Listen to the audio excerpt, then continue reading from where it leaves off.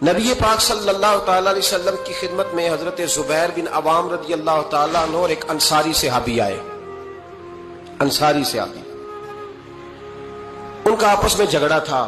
جھگڑا کیا تھا؟ ایک چشمے سے پانی آتا تھا، پہاڑ سے پانی نیچے گرتا تھا. ایک چشمہ تھا پہاڑ سے، تو اس چشمے سے لوگ اپنے کھیتوں کو پانی دیتے تھے. یہ بخاری کی حدیث ہے. پہلے باغ تھا حضرت زبیر بن عوام کا. حضرت زبیر بن عوام رضی اللہ تعالیٰ عنہ نبی پاک صلی اللہ علیہ وسلم کی پھوپھی کے بیٹے اور عشرہ مبشرہ صحابی ہیں. ان کے کھیت پہلے آتے تھے اور اس انصاری کا باغ بعد میں آتا تھا. جھگڑا یہ تھا کہ حضرت زبیر بن عوام کہتے تھے پانی کھیت کو پہلے میں نے دینا ہے، اور وہ انصاری صحابی کہتے تھے کہ پانی پہلے میں نے دینا ہے. بات حضور کی بارگاہ تک چلی گئی. یہ مسئلہ دنیاوی تھا، دینی. ہمارے ہاں لوگ کہتے ہیں کہ دینی مسئلہ مولوی صاحب بتائیں گے، دنیاوی چودھری صاحب بتائیں گے. وہ دین سے علیحدہ ہے. نبی پاک صلی اللہ علیہ وسلم کی بارگاہ میں جب یہ بات گئی نا، تو حضور نے فرمایا بھائی پہلے کھیت چونکہ زبیر کا ہے، ہوتا ہے نا ہمارے ہاں پانی کی باریاں ہوتی ہیں، تو جس آدمی کا کھیت پہلے ہے وہ پانی پہلے پلا لے اپنے کھیتوں کو، دوسرا بعد میں پانی لگا لے. تو نبی پاک علیہ السلام نے فرمایا چونکہ زبیر کا کھیت پہلے ہے تو زبیر پہلے پانی لگا لے کھیت کو، اور انصاری کا باغ چونکہ بعد میں آتا ہے، اس کے کھیت بعد میں آتے ہیں تو وہ پانی بعد میں لگا لے. اب وہ انصاری پر یہ بات بوجھ گزری تو بے سمجھی میں، بے دھیانی میں، جوش جذبات میں بڑا سخت جملہ کہہ گئے. کہنے لگے یا رسول اللہ صلی اللہ علیہ وسلم، زبیر دراصل آپ کی پھوپھی کے بیٹے ہیں نا، تو میں تو پھوپھی کا بیٹا نہیں، اس لیے آپ نے فوراً فیصلہ ان کے حق میں دیا ہے. محبوب تو ابھی کوئی جواب دیتے ہی اللہ کے قرآن نے بولنا شروع کر دیا، اور قرآن پاک کی آیت آئی، فرمایا فلا وربک لا یؤمنون حتی یحکموک فیما شجر بینہم. رب کریم نے فرمایا محبوب مجھے تیرے رب کی قسم، یہ اتنی دیر تک مومن ہو ہی نہیں سکتے جب تک اپنے ہر معاملے میں تیرا فیصلہ قبول نہ کر لیں. جب تک ہر معاملے میں تیرا فیصلہ قبول نہ کریں اتنی دیر تک مومن ہو سکتے. اب اگلے لفظوں پہ غور کرنا ہے، فیصلہ بھی قبول کریں، اور اگلی بات کیا ہے؟ ارشاد فرمایا ثم لا یجدوا فی انفسہم حرجا مما قضیت. اور محبوب پھر جو تو فیصلہ کرے اس فیصلے میں کہ اپنے دل میں کوئی رکاوٹ بھی محسوس نہ کرے. اپنے دل میں کوئی رکاوٹ بھی، کان آنکھیں دل کھول کے سنے کیا کہہ رہا ہوں. نبی پاک کے کسی فیصلے پر اپنے دل میں کوئی رکاوٹ محسوس، وَيُسَلِّمُ تَسْلِيمًا، دل سے حضور کے فیصلے مانے. نبی پاک کے فیصلے دل سے، کوئی طبیعت میں رکاوٹ نہیں آنی چاہیے. ذرا برابر بھی کوئی رکاوٹ نہ آئے دل میں کہ حضور کا فیصلہ ایک طرف ہے اور میری بات ایک طرف. فوراً نبی پاک کا فیصلہ مانے، دل سے مانے، راضی بالرضا رہے. جب تک یہ کام نہیں ہوگا اتنی دیر تک ایمان مکمل. ہمارے ہاں لوگ بوجھ سمجھنے لگے ہیں شریعت کے معاملات. بڑا مشکل ہے جی، زکوٰۃ اب 2.5% پوری، ہر 100 میں سے 2.5 روپے دے اپنے کمائے ہوئے. اتنی سخت گرمی میں روزے. لوگ اس طرح کی بات کرتے ہیں جو رضا سے آگے جاتی ہے، جس میں محسوس ہوتا ہے کہ یہ یار بڑی پکی سچی پیڑھی بات ہے. دیکھو میری طرف، مجھے پتہ چل جائے نا کہ میرے ساتھ جو آدمی بیٹھا بڑا تنگ ہے تو میں اسے کہوں گا صاحب تو گھر جا، میں نہیں بوجھ بننا چاہتا تیرے اوپر، تو گھر جا. اگر تو تکلیف میں ہے تو مجھے کیا مصیبت بنی ہے تجھے ساتھ رکھنے کی. تھوڑا غور کریں بات پہ. اگر دین معاذ اللہ مسلمان کے لیے بوجھ بن جائے تو کیا اللہ کی رحمت نازل ہوگی؟ کیا اللہ خوش ہوگا؟ ہم اس طرح کے جملے بولتے ہیں اپنے دین کے بارے میں، مذہب کے بارے میں، اس طرح کی باتیں کرتے ہیں جو بڑی تکلیف اور نقصان کا باعث ہوتی ہیں. حضرت عمر فاروق رضی اللہ، ان کی ساری باتوں کی کیا ہی بات ہے، بلکہ حضرت عمر کی ہر بات کی کیا ہی بات ہے.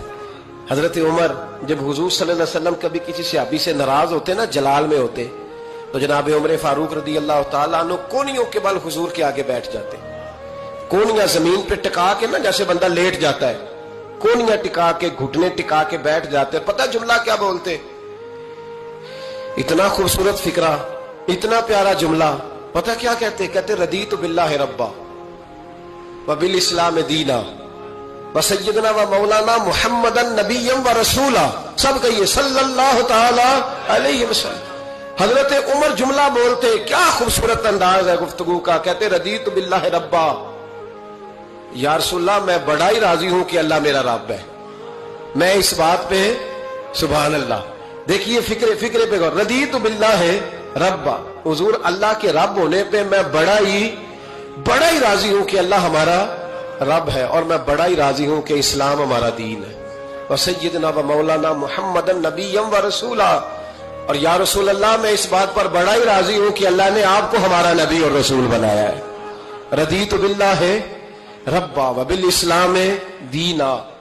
ہمارے سلسلہ عالیہ میں جب مرید کیا جاتا ہے نا تو ایک شجرہ شریف دیا جاتا ہے، پھر جب مرید اس کو پڑھ لیتا ہے پھر اس کو الوظیفۃ الکریمہ دیتے ہیں. اب تو خیر مرید وظیفے ہی نہیں پڑھتے، وہ کہتے ہیں کوئی ضرورت، پیر صاحب نظر کرے اور چھٹی. جی سید فیض الحسن شاہ صاحب فرمایا کرتے تھے مرید کہندے سانو وظیفے نہ پڑھاؤ، نمازاں نہ پڑھاؤ، سانو انجے ہی پہنچاؤ. کتنے پہنچائیے انجے ہی؟ جی جب اللہ رسول نے نمازوں کا حکم دیا ہے تو پھر کسی اور جگہ تو بندہ پہنچ سکتا ہے، ان کی بارگاہ میں پہنچ سکتا. ایک بندہ میں نے اپنے شجرے میں لکھا ہے آخر پہ، میں نے کہا جو آدمی کسی اسکول میں داخلہ لے اور سبق ہی یاد نہ کرے، کتابیں نہ پڑھے، اور پھر وہ کہے جی میں فیل ہو گیا، تو پھر اس کا مطلب ہے غلطی استاد کی، غلطی اس کی ہے جس نے نہ سبق پڑھا نہ اس نے نصاب کھول کے دیکھا. تو بہت سارے لوگ بس ٹھیک ہے گزارا چل رہا ہے، نظام چل رہا ہے، تو پھر بات آگے کیسے بڑھے گی جب تک لوگ توجہ نہیں کریں. تو جب انسان سمجھ لیتا ہے، اپنے ماحول کو سمجھتا ہے، وہ راضی رہتا ہے کہ مجھے بڑا سکون ہے جی نماز میں، مجھے تلاوت قرآن میں. میں ایک بات بتاتا ہوں آپ کو، مجھے میرے ایک ساتھی نے ایک فون کیا. کئی دفعہ بندہ خود بات کر کے اسے خود بڑا مزہ آتا ہے اور وہ بات اسے بعد میں سمجھ آتی ہے کہ یہ میں نے کیا کہہ دیا ہے. مجھے ایک سنگی نے فون کیا، کہنے لگا گرمی بڑی سخت ہے، سیر کرنے نہ چلے 2-4 دنوں کے لیے، ٹھنڈی جگہ چلتے ہیں 2-4 دن کے لیے. تو میں نے کہا یار اللہ نے ڈیوٹی ایسی لگا دی ہے کہ سارا سال ہی سیر ہوتی رہتی ہے، تو میں رہتا ہی سیر پہ ہوں، تو میں تیرے ساتھ کیوں جاؤں. کہنے لگا یار بندہ ایک طرح کا کام کر کر کے نا اکتا جاتا ہے، روز ڈیوٹی، روز نوکری. یہ ذرا غور سے بات سنیے گا، وہی روز سارے معاملات، افسر وہی، تو بندہ اکتا بھی تو جاتا ہے نا. تو میرا خیال ہے 2-4 دن نا ذرا سائڈ پہ جاؤ، تو بھی تو نکلنا، کٹھے چلتے ہیں. پرانی دوستی تھی. تو میں نے اس کو کہا یار تو اکتایا ہے، لیکن تیرے سوال کے جواب میں کہتا ہوں الحمدللہ میں اپنے کام سے کبھی نہیں اکتایا. میں اپنے کام سے کبھی اکتایا نہ مدرسے کے طالب علموں کی باتیں سن کے، نہ ان کو اسباق دے کے، نہ کبھی کتاب پڑھ کے، نہ کبھی حدیث دیکھ کے، نہ کبھی جمعہ پڑھا کے، نہ کبھی تقریر کر کے، نہ روز مسئلہ بتا کے. دیکھیں نا بندہ تھک بھی تو جاتا ہے نا، ایک ہی بات ہر بندہ سوال پوچھ رہا ہے اس طرح کے. میں جب اکتایا ہی نہیں، جب مجھے کبھی اکتاہٹ ہوئی نہیں، تو میں اپنا کام چھوڑ کے کیوں جاؤں. بلکہ جتنا اللہ کام لیتا جاتا ہے مجھے تو مزہ آتا جاتا ہے. جب کام کا یہ ذائقہ بنتا ہے نا، یہ والا جب سرور بنتا ہے، جب کام انسان کا شوق بن جاتا ہے، پھر اسے اکتاہٹ محسوس ہے، اسے پھر تکلیف. سید ابو البرکات شاہ صاحب تھے لاہور میں، اعلیٰ حضرت کے خلیفہ. تو تراویح پڑھ کے وہ سوئے تو شہری سے نا 1-2 گھنٹہ پہلے ایک شخص نے ان کے دروازے پہ دستک دی. تو ان کے صاحبزادے تھے، انہوں نے بخاری کی شرح لکھی، بہت بڑے عالم تھے، شارح بخاری سید محمود رضوی صاحب رحمۃ اللہ علیہ. رضوی صاحب نے اٹھ کے دروازہ کھولا تو ایک بندہ کہنے لگا سید صاحب ہے، پاکستان کے سب سے بڑے مفتی تھے وہ سید ابو البرکات شاہ صاحب، بہت بڑے، سچ مچ میں بہت بڑے تھے ہر لحاظ سے. اعلیٰ حضرت فاضل بریلوی کے خلیفہ تھے، سید تھے. وہ کہا سید صاحب ہیں. تو رضوی صاحب کہنے لگے کیا کام ہے؟ کہنے لگا جی کام تو مجھے انہی سے ہے، انہی کو بتاؤں گا. فرمانے لگے چلیں ٹھیک ہے، اب 1-2 گھنٹہ آرام کرو، رہ گیا ان کو آرام کر لینے دو، ابھی سحری کا وقت ہوگا تو وہ اٹھ جائیں گے، تو تم کام کر لینا. کہنے لگا یار ابھی مل جاتے تو چلو ٹھیک تھا.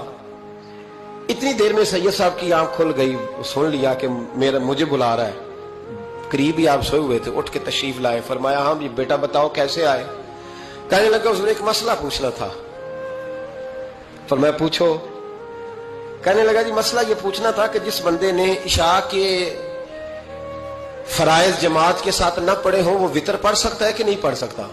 تراویح کے بعد وتر ہوتے ہیں نا جماعت کے ساتھ، تو پڑھ سکتا ہے کہ نہیں؟ تو سید صاحب فرمانے لگے جس نے فرض نہیں پڑھے بہتر یہ ہے کہ پھر وہ وتر بھی جماعت کے ساتھ نہ پڑھے، لیکن اگر کوئی پڑھ بھی لے تو اس پر کوئی فتویٰ نہیں، کوئی حکم نہیں، بہتر ہے کہ نہ پڑھے. تمہاری بات ہو گئی؟ کہنے لگا ہو گئی. آپ تشریف لے گئے. علامہ رضوی صاحب کہتے ہیں حضرت صاحب اندر چلے گئے تو مجھے اس بندے پہ بڑا غصہ آیا. میں نے اس کو کہا کہ کون سی قیامت آنے والی تھی اگر تو یہ سوال فجر میں پوچھ لیتا تھا؟ کیا مسئلہ تھا؟ کچھ لوگ کرتے ہیں تنگ، اس میں کوئی شک نہیں، تکلیف دیتے ہیں، وہ بات جو ہو سکتی ہے اپنے ٹائم پہ انہوں نے اسی وقت پوچھنی ہے جب ان کو یاد آ گئی۔ میں نے کئی دفعہ حدیث سنائی ہے کہ ایک صحابی کو نبی پاک صلی اللہ علیہ وسلم نے، سرکار نے فرمایا کہ جب اس کا انتقال ہو جائے تو مجھے بتانا۔ صحابی بھی نوجوان تھے، 14-15 سال عمر تھی۔ انہوں نے پتا اپنے والد صاحب کو کیا کہا، فرمایا میرا انتقال ہو جائے تو حضور کو خبر نہیں کرنی، اس لیے کہ میں رات کو انتقال کروں گا، ایسا نہ ہو کہ نبی پاک آئیں اور یہودیوں کے محلے سے گزر کے اور کوئی یہودی حضور کو تکلیف دے۔ میں اپنے جنازہ حضور پڑھائے تو بخشش ڈائریکٹ ہے کہ نہیں، فوراً جنت ہے کہ نہیں، لیکن نے کہا میں نہیں چاہتا کہ میں اپنے نفع کے لیے محبوب کو تکلیف دوں۔ تو محبت کا انداز تو کوئی اور ہوتا ہے، جس سے محبت ہوتی ہے اس کے تو بندہ آرام کا، سکون کا کہتا جی میرا بڑا پیار ہے، ٹھاؤ میں آیا جو ہونا اس ویلے، میں ہوں دوبارہ آماندہ۔